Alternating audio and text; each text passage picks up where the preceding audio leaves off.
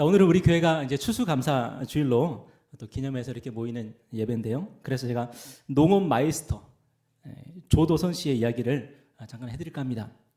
이분은 이제 교직에 계시다가 귀농하신 분이신데, 이분이 언론과의 인터뷰에서 이런 말씀을 하셨어요. 인내야말로 농부가 되려면 마땅히 갖춰야 하는 기본 소양입니다. 농부가 되려면 인내가 가장 중요하다, 그렇게 말씀하셨어요. 요즘 많은 사람들이 이제 귀농을 선택을 하고 있습니다. 그런데 그들 중에 귀농에 성공하는 사람들도 있겠지만 굉장히 많은 사람들이 또 귀농에 실패한다 그래요. 그 실패하는 사람들의 특징이 있다고 합니다. 그게 뭐냐면, 유튜브를 보면서 몇 평의 소득 얼마를 올렸다 하는 그런 이야기들만 듣고 나는 왜 안 되지? 하면서 조급해 한다는 거예요. 대박난 사람들을 보면서 왜 나는 대박이 나지 않지? 하면서 그 마음 가운데 참 그 어려움을 겪고 있는 거죠. 그런 사람들이 어떤 환상을 갖고 있냐면, 이 농사가 단기간에 성과를 낼 수 있는 거다 하는 그런 환상을 갖고 있다는 겁니다. 말이 안 되죠, 그죠? 우리가 농사를 지어보진 않았지만 농사가 결코 단기간에 성과가 낼 수 있는 건 아니지 않습니까? 그런데 하도 유튜브나 뭐 SNS나 이런 데서 이거 대박 났다 뭐 그런 얘기들이 많이 있으니까 점점 마음이 조급해지는 거예요. 그래서 이 조도선 씨가 이렇게 조언을 합니다. 먼저 자기 분석, 그리고 내가 할 수 있는 것과 할 수 없는 것을 철저하게 분석을 하고 5년, 10년, 20년 이 중장기 비전을 가지고 계획을 가지고 농사를 지어야 된다, 이제 그렇게 얘기를 해요. 저는 이 기사를 읽으면서 이분이 신앙생활을 하시면 참 잘하시겠다 하는 생각을 했습니다. 여러분, 오늘 저와 여러분이 신앙생활 하면서 가장 힘들어하는 게 뭘까요? 이 신앙생활을 하는데 꾸준히 하지를 못하고 중장기적인 비전을 가지고 하지를 못하는 거예요. 이 신앙의 열매, 이 신앙의 결과물이 속성으로 나타나기를 바라는 거죠. 가끔씩 이런 간증들을 듣습니다. 내가 특별 새벽 기도회를 갔더니 이런 기도가 응답됐어요. 내가 금식 기도했더니 이렇게 하나님 응답해 주셨어요. 여러분, 신앙생활이 그렇게만 될 수 있다면 얼마나 좋겠습니까? 못할 게 없죠, 그죠? 와, 21일 동안 새벽 기도를 작정하고 하면은 내가 기도했던 것이 응답이 된다면 여러분, 못할 사람 아무도 안 계실 거예요.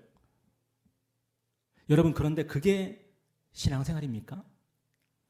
지금 우리가 사는 이 세상이 얼마나 빠르게 돌아가는지 모릅니다. 특히 우리나라는 다른 나라보다 훨씬 빠르게 돌아가지 않습니까? 그래서 우리의 그 DNA 속에 뭐가 내재되어 있냐면 뭐든지 빨리빨리 성과가 나와야 되는 거예요. 그런데 신앙생활도 우리가 그렇게 하고 있다는 겁니다. 한국교회가 그래서 엄청나게 급속도로 성장을 했죠. 우리나라 경제가 성장하는 그 속도만큼 한국교회도 성장을 했습니다. 그래서 우리나라가 지금 엄청나게 많은 아픔과 부작용을 겪고 있는 것만큼 한국교회도 또한 그런 현상이 나타나고 있는 거죠. 빨리빨리. 저는 빨리빨리 신앙생활을 통해서 배운 게 뭐냐면, 수련회만 가면 성령 충만 받고 방언 받고 내 인생 완전히 바뀐다. 저는 그렇게 배웠던 것 같아요. 여러분, 과연 신앙생활이 그런 것입니까? 여러분, 하나님께서 우리에게 요구하시는 것이 뭘까요? 하나님을 믿으며 살기로 결정했으면은 그 다음에 하나님께서 우리에게 요구하시는 게 뭐냐면 믿음의 인내라는 거예요. 믿음의 인내. 여러분, 농사도 5년, 10년, 20년 계획을 세워야 된답니다. 농사도. 그런데 하물며 우리가 영원한 나라에 들어가고 하나님의 나라에 들어가는 그 과정 속에 우리가 들어와 있는데, 내가 작정기도 며칠 하면은 내 인생 바뀌고 내 삶이 변화되고, 여러분, 우리가 과연 우리 인생이 그렇게 될까요? 제가 제일 처음 교육전도사 생활을 했던 어느 교회는 간증 집회를 엄청나게 많이 했어요. 그래서 제가 그 교회 사역하는 동안 전국에서 유명한 강사분들 거의 다 만나본 것 같아요. 근데 어떤 분이 막 간증하시고 또 그 간증 듣고 또 성도님들이 또 헌금도 많이 하고 하셨거든요. 나중에 그분이 뉴스에 나오더라고요. 쇠고랑 차고. 여러분, 신앙생활은 팝콘 튀기듯이 튀겨지는 게 아니에요. 곰국 끓이듯이 푹. 여러분, 인내하지 않으면 우리 신앙의 열매들을 우리가 맺을 수가 없습니다. 여러분, 오늘 저와 여러분은 내 신앙생활은, 내가 하나님을 섬기는 그 삶은 정말 인내의 삶이다. 여러분 그렇게 고백하고 계십니까? 그런 고백이 있었으면 좋겠습니다. 오늘 본문에서 우리 주님은요, 노아를 우리 믿음의 본보기로 제시하고 계십니다. 여러분, 우리 주님이 말씀하시는 노아는 어떤 사람이었어요? 정말 신앙의 중장기 계획을 가지고, 비전을 가지고 하나님을 섬겼던 사람이에요. 노아의 때에 하나님은 타락한 인간들을 이 땅 위에서 멸하기로 이제 결정을 하셨습니다. 정말 하나님이 오래 참으셨거든요. 그런데 인간들이 더더욱 타락해가고 이 땅을 더더욱 피로 물들어 가니까 홍수로 인간들을 쓸어버려야 되겠다라고 이제 결정을 하신 거죠. 그런데 하나님이 노아와 그의 가족들에게는 은혜를 베푸셨습니다. 그래서 노아의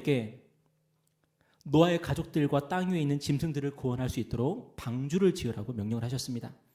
그런데 하나님께서 노아에게 만들라고 하신 이 방주의 크기가 얼마나 되냐? 여러분, 그냥 조그만 요트를 만들라고 하신 게 아니에요. 이 한국 창조과학회에 제가 들어가서 자료를 봤는데, 이 노아의 방주인데요. 여러분 보이십니까? 이 사람들이 보이십니까? 이 한국 창조과학회의 설명에 참조하면은 노아의 방주는 길이가 135m, 폭이 22.5m, 높이가 13.5m. 이 크기가 얼마나 되냐면은 한 양에, 기차를 셀 때 이제 한 양, 두 양이 세지 않습니까? 한 양에 240마리의 양을 실을 수 있는 이 화물 열차, 그 열차에 522량이 해당하는 크기예요. 그런데 하나님께서 이런 엄청난 방주를 노아와 그의 가족들, 뭐 몇 명이 되겠습니까?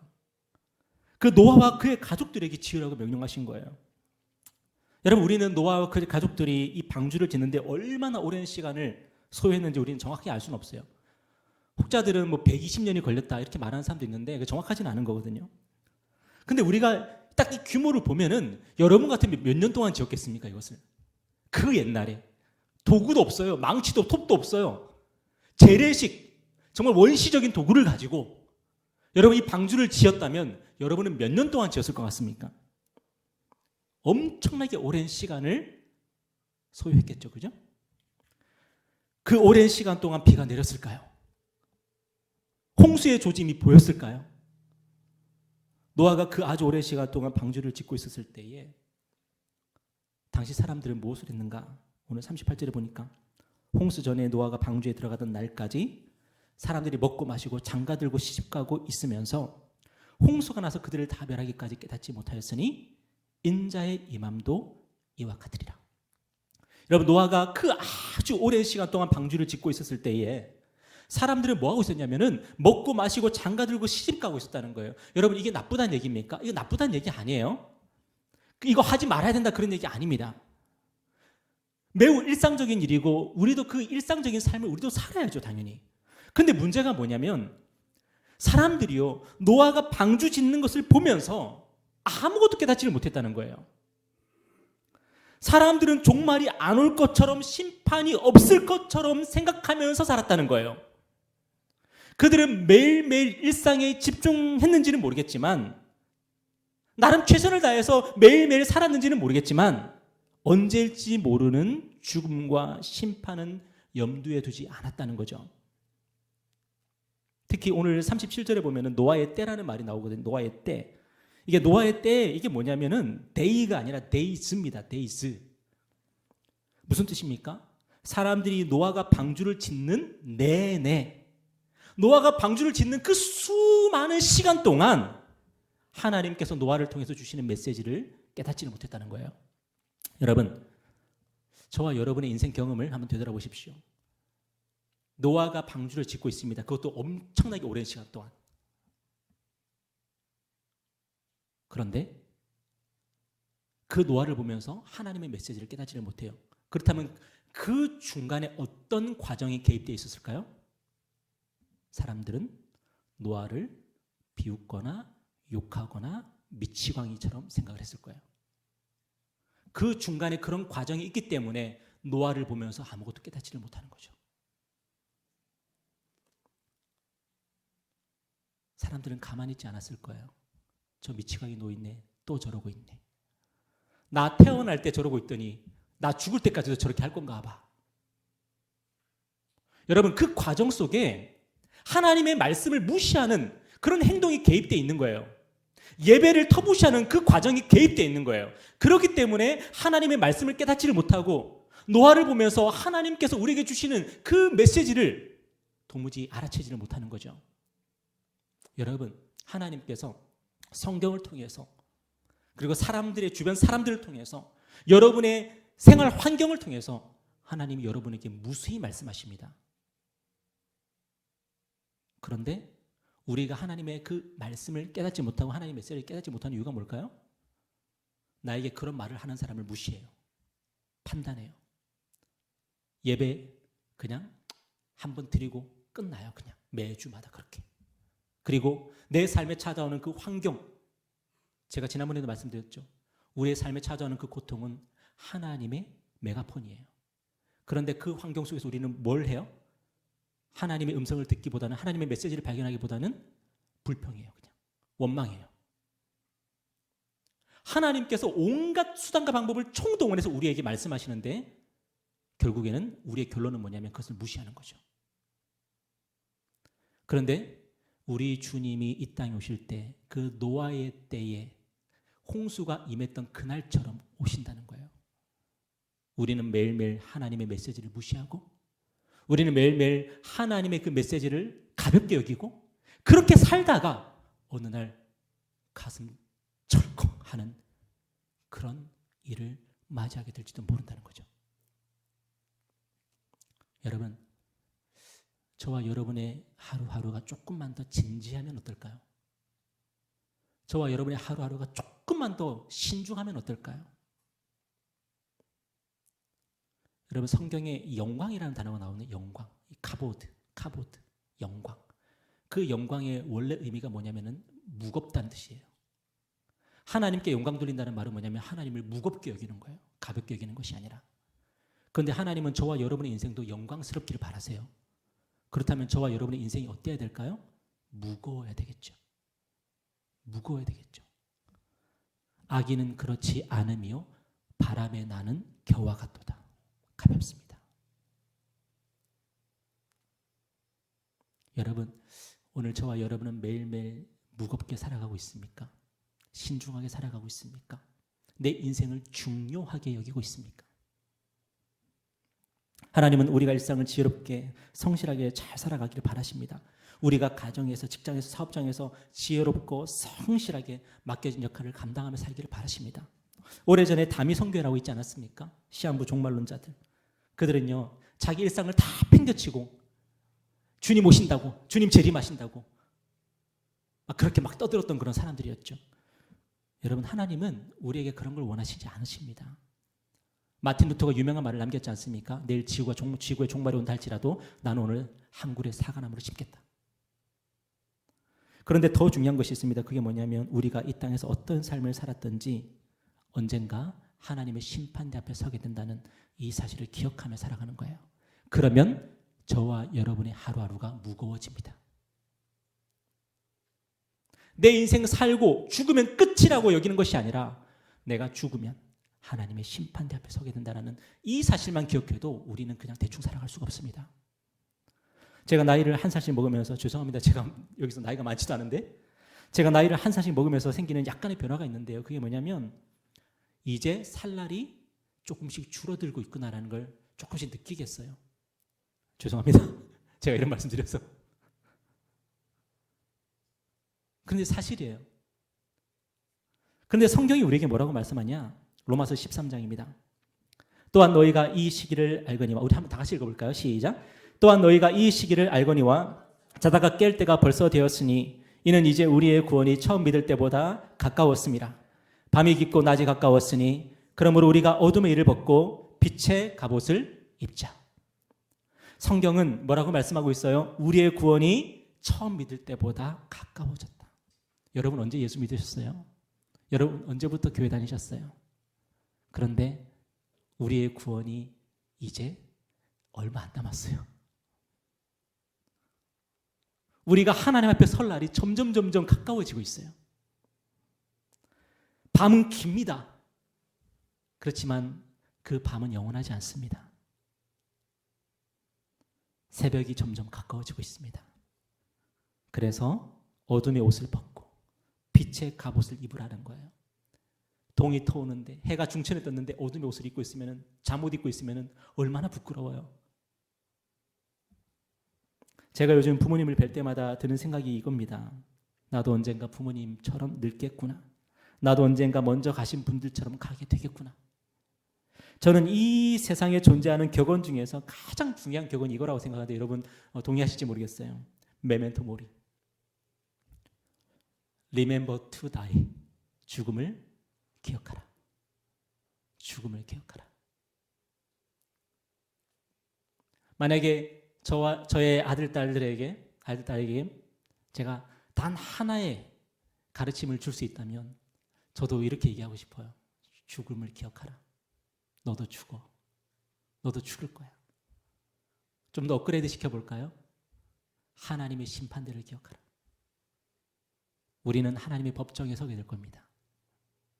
여러분, 이 사실을 기억한다면 우리의 매일매일이 카보드, 영광스러워지지 않을 수가 없는 거죠. 우리가 인생에서 중요한 결정을 해야 할 때 가장 지혜로운 결정을 할 수 있는 비결이 뭘까요? 죽음을 기억하는 거죠. 죽음을 기억하는 거. 얼마 전에 굉장히 큰 그 부자 어떤 분이 계신데, 그분이 엄청나게 많은 700억이라는 그 돈을 기부를 하셨더라고요. 여러분, 이 세상에 그런 분들이 종종 계세요. 몇백억, 몇천억씩을 기부하는 분들이 계세요. 여러분, 그분들이 어떻게 그런 일을 할 수 있을까요? 만약에 내가 영원히 살 거라고 생각하면 그런 일을 할 수 있을까요? 못한다고 생각합니다. 그분들의 공통적인 특징이 있는데, 그게 뭐냐면은 이미 나이가 많이 드셨다는 거예요. 죽을 날이 얼마 남지 않은 분들이더라고요. 근데 그런 분들이 뭘 체감하고 있을까요? 죽음을 체감하고 있는 거죠. 죽음을 체감하면은 내가 이 돈을 가지고 어떻게 해야 되겠다는 답이 나오는 거예요. 여러분, 우리가 죽음을 기억하고 하나님의 심판대 앞에 설 것을 생각하면 우리는 지혜로운 삶을 살 수가 있어요. 가장 지혜로운 삶을 살 수가 있어요. 저는 얼마 전에 우리 김 전사님을 통해서 어떤 글을 보게 되는데, 이 제목이 뭐냐면 마지막 쓰신 글이라는 글이에요. 마지막 쓰신 글. 이 글의 내용이 이겁니다. 열흘 동안 코마 상태에 계시던 옛 교우님, 잠시 깨어나셔서 펜을 달라 하더니 나를 불러달라고 하셨단다. 연락을 받고 급히 병원으로 달려가니 눈물을 글썽이며 반겨주신다. 다시 펜을 달라 하시더니 이렇게 글을 쓰셨다. 글 쓰는 모습에 같이 있던 가족이 기쁨으로 흐느꼈다.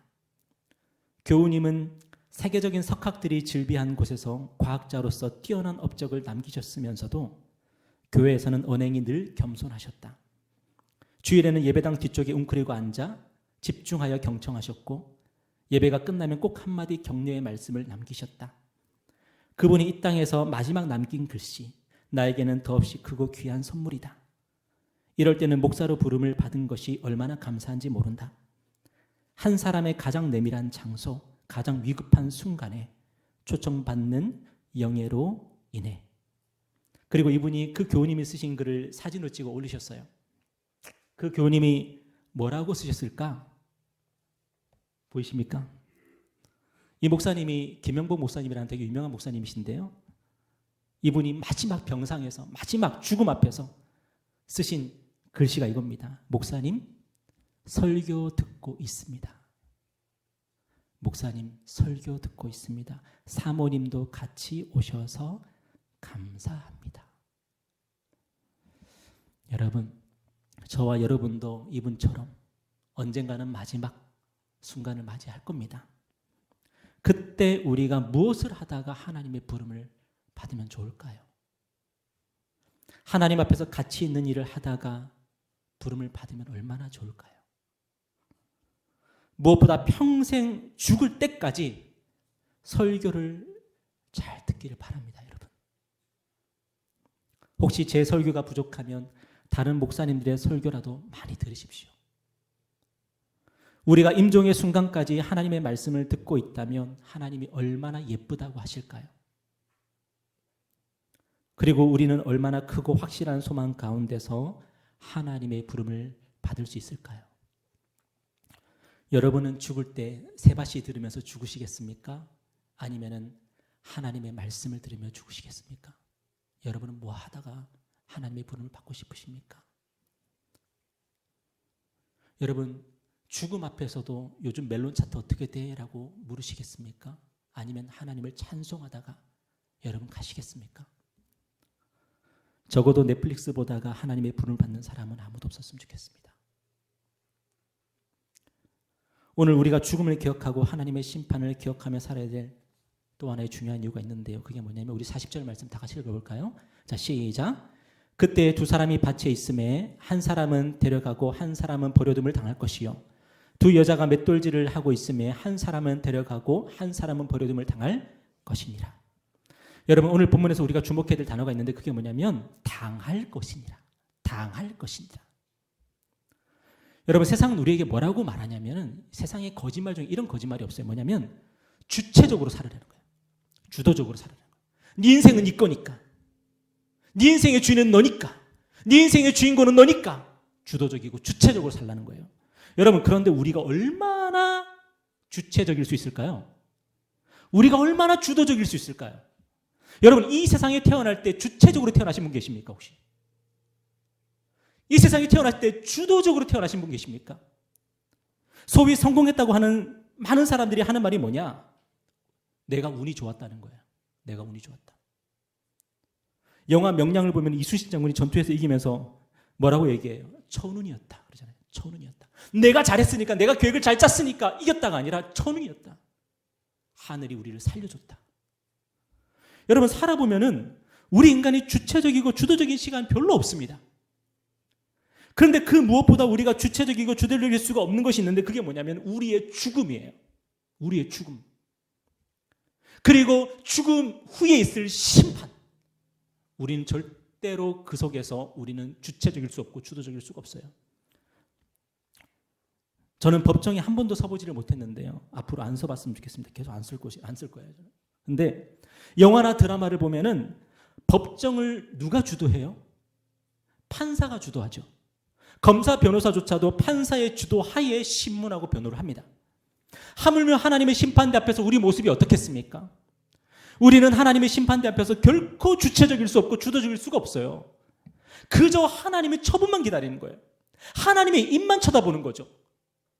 저분의 입에서 살려 그러면 사는 거고 저분의 입에서 죽여 그러면 죽는 거예요. 우리가 할 수 있는 게 아무것도 없는 거죠. 예수 그리스도께서 우리의 변호사가 되어주시고 중보자가 되어주시고 대제사장이 되어주시면 우리는 사는 거고 우리 곁에 아무도 서 있지 않으면 우리는 죽는 거죠.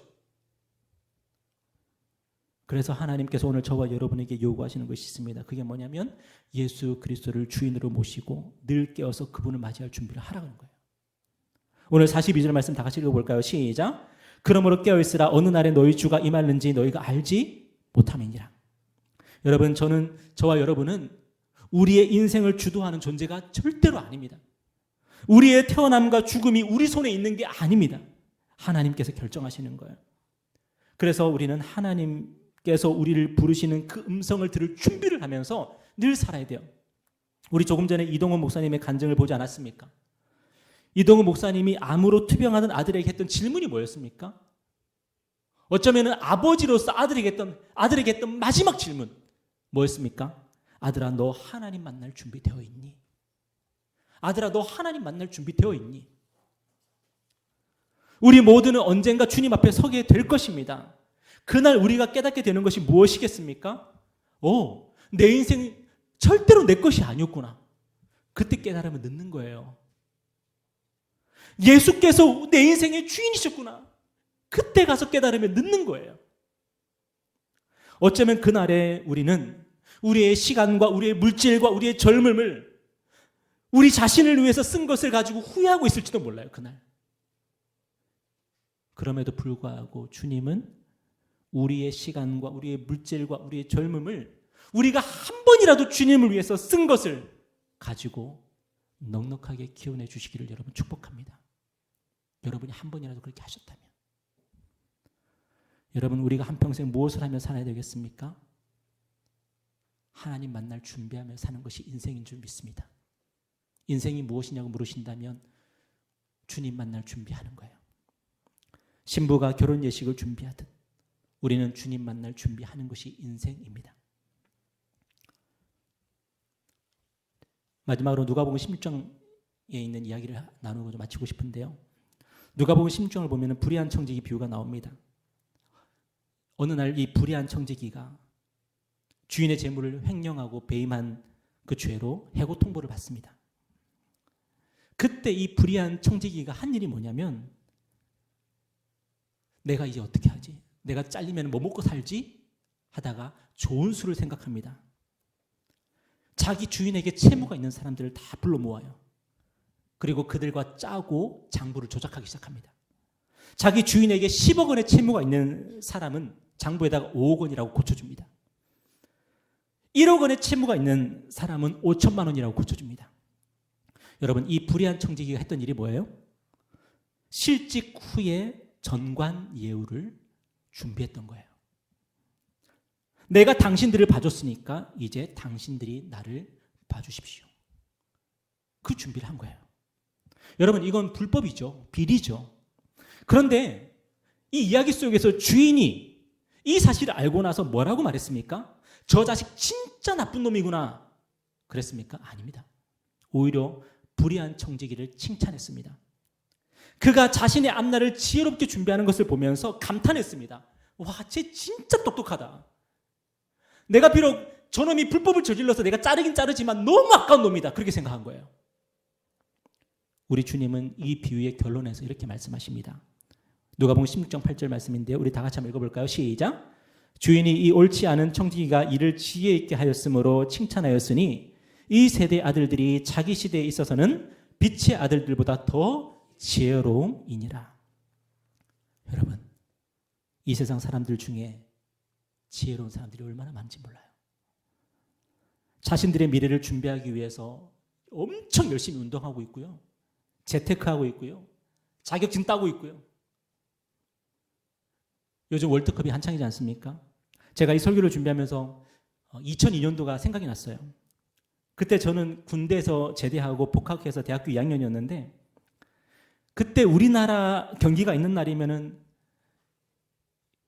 학생들이 다 대강당에 모이고 원영장대에 모여가지고 응원하면서 그렇게 월드컵을 시청을 했거든요. 그런데 놀라운 게 뭐냐면은 지금도 잊혀지지 않는 게 뭐냐면은 그 시간에도 도서관에 불이 켜져 있었어요. 그리고 그 시간에도 거기서 공부하는 사람들이 있었어요. 그때 제가 뭐라고 생각했냐면 저 사람들 미쳤다. 여러분, 얼마나 많은 사람들이 그 사람들 보면서 비웃었을까요? 얼마나 그 사람들을 욕했을까요, 뒤에서? 마치 노아의 때에 사람들이 노아를 비웃듯이.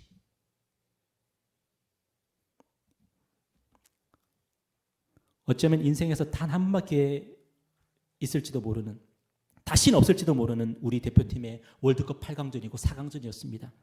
그런데 이 세상 사람들 중에 누군가는 그 시간에도 자신의 미래를 위해서 준비하면서 정말 열심히 성실하게 그렇게 살아가더라고요. 그런데 우리 하나님의 자녀들은 어떻습니까? 우리는 사도신경에서 이렇게 고백을 합니다. 우리 주님이 산자와 죽은 자를 심판하러 오실 것입니다. 여러분 고백하시지요? 우리 주님이 2000년 전에 이 땅에 오셨던 것처럼 앞으로 언젠가 주님 다시 오실 것 여러분 믿음으로 고백하시지요? 그런데 과연 우리는 그날을 준비하며 살아가고 있습니까? 불의한 청지기처럼 자신의 앞날을 위해서 정말 최선을 다해서 살 길을 찾고 살 길을 마련하고 그렇게 똑똑하게 우리는 살아가고 있습니까? 우리 주님이 뭐라고 말씀하시냐면은 하나님의 자녀들이 그렇게 살지를 못한다는 거예요. 너무 안타깝다는 거예요, 그게. 세상 사람들은 취업 준비를 그렇게 열심히 하고 결혼 준비를 그렇게 열심히 하고 죽을 준비도 얼마나 열심히 하는지 몰라요. 상조에 다 가입해가지고 죽을 준비도 다 해요. 그런데 하나님의 자녀들은 천국 갈 준비를 그렇게 안 한다는 거예요. 앞으로 천국에 간다고 얘기는 하고 있는데 준비는 안 한다는 거예요. 너무 게으르다는 거죠. 저와 여러분의 SNS에는 주님이 기억하실 만한 사진이 한 장이라도 있습니까? 우리의 카드 명세서에는 주님이 감동하셔서 주님이 울먹울먹 하실 만한 그런 내역이 기록이 되어 있습니까? 저도 회개하는 마음으로 이 설교를 하고 있지만 우리 모두가 다시 천국 갈 준비하고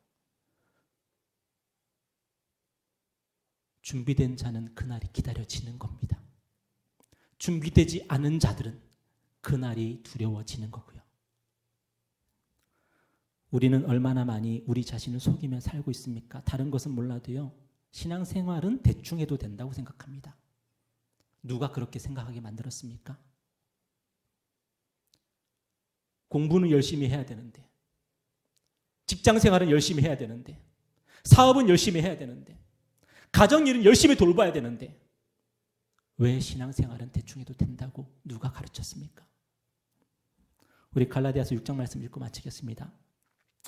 다 같이 읽어볼까요? 시작. 스스로 속이지 말라. 하나님은 업신여김을 받지 아니하시나니 사람이 무엇으로 심든지 그대로 거두리라. 자기 육체를 위하여 심는 자는 육체로부터 썩어질 것을 거두고 성령을 위하여 심는 자는 성령으로부터 영생을 거두리라. 우리 주님이 우리에게 말씀하십니다. 너 자기 합리화에 빠지지 말라고. 너 스스로를 속이지 말라고. 궤변을 늘어놓지 말라고. 하나님은 업신여김을 받지 않으십니다. 진리는 단순하죠. 진리는 복잡하지 않습니다. 콩 심으면 콩 나고 팥 심으면 팥 납니다. 이 법칙을 누가 만드셨습니까? 우리가 믿는 하나님이 만드셨습니다. 그렇다면 우리가 육체를 위해서 심으면 뭘 거두게 될까요? 육체에 썩어질 것을 거두게 될 것이고, 우리가 영혼을 위해서 심으면 뭘 거두게 될까요? 영생에 이르는 열매를 거두게 된다는 것입니다. 우리는 이렇게 생각할 수 있습니다. 나는 왜 성령의 열매를 맺지 못할까? 나는 왜 신앙생활에 이렇게 재미를 느끼지 못할까? 안 심었으니까요. 심지 않고 거두려고 하는 것, 이걸 뭐라고 말합니까? 오늘 성경에서 스스로 속이지 말라. 스스로 속이지 말라. 공부 하나도 안 해놓고 100점 못 맞았다고 하나님 원망하는 그런 바보 같은 인생 살지 말라는 거예요. 오늘 우리가 하나님의 자녀로 살아갈 수 있는 이유가 뭐예요? 하나님의 은혜로입니까? 맞습니다. 그런데 우리가 기억해야 될 것이 있는데요. 우리의 구원을 위해서 우리 주님이 우리 대신 심으셨습니다. 우리를 위하여 우리 주님이 비천한 사람의 몸을 입고 이 땅에 오셨고, 우리를 위하여 우리 주님이 율법 아래에서 복종하셨고, 우리를 위하여 아무 죄 없는 그분이 십자가에서 죽임을 당하셨습니다. 그리고 우리를 위하여 그분이 죽음을 이기시고 부활하셨습니다. 우리 주님이 심지 않았다면 우리는 결코 구원의 열매를 거둘 수가 없는 거예요. 그분이 심으셨기 때문에 우리가 그 열매를 대신 먹고 있는 거예요. 오늘 추수감사주의를 맞아서 하나님께서 우리에게는 뭘 심으라고 말씀하십니까? 하나님께서 우리에게 심으라고 하시는 것이 생각난다면 여러분 심으십시오. 그냥 다른 얘기 하지 마시고 심으면 됩니다. 그러면 하나님께서 열매를 거두게 하실 겁니다. 저와 여러분의 인생이 영생에 이르는 열매를 많이 맺어서 하나님께 영광 돌리는 인생이 되기를 축복합니다.